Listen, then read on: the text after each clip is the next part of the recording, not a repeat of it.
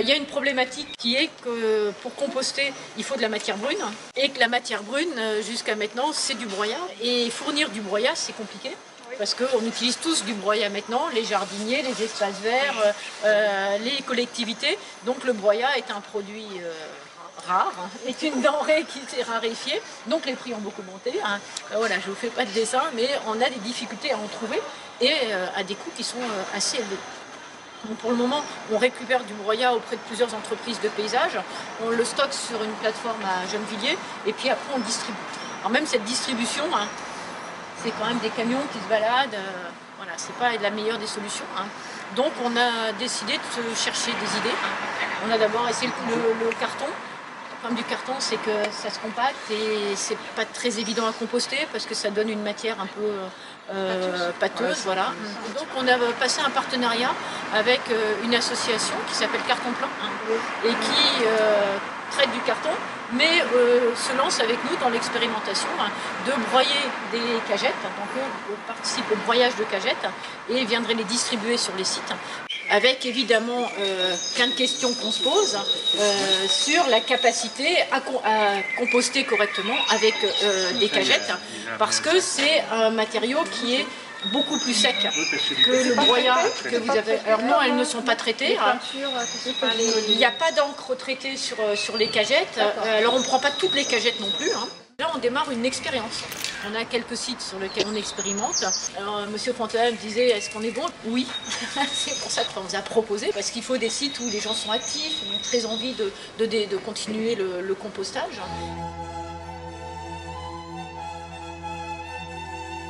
Vous êtes un site avec pas mal de volume de matière, donc du coup, on va aussi expérimenter.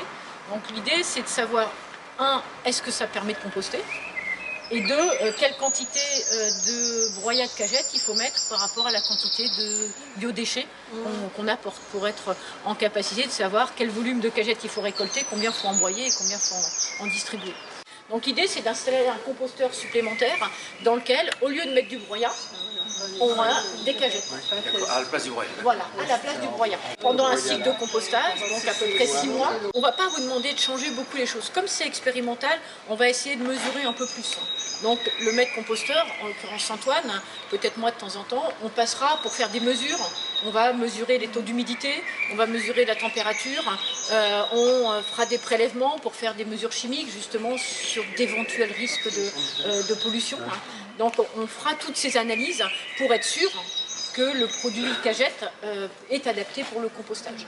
Et ce qu'on aimerait vous demander, c'est de mesurer le mieux possible les quantités de déchets que vous allez mettre dans le composteur et les quantités de broyat. C'est comme si vous posiez votre valise en fait.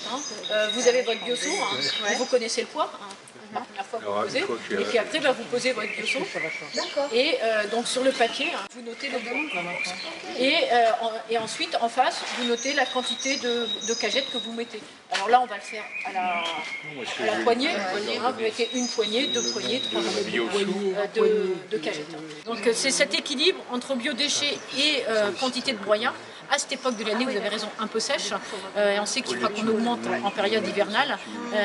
On pense qu'on n'en aura pas besoin la même quantité que du broyat classique, parce que c'est beaucoup plus sec. Et nous, après, on pourra faire une savante analyse pour savoir ce qu'on dira à tout le monde dans le futur.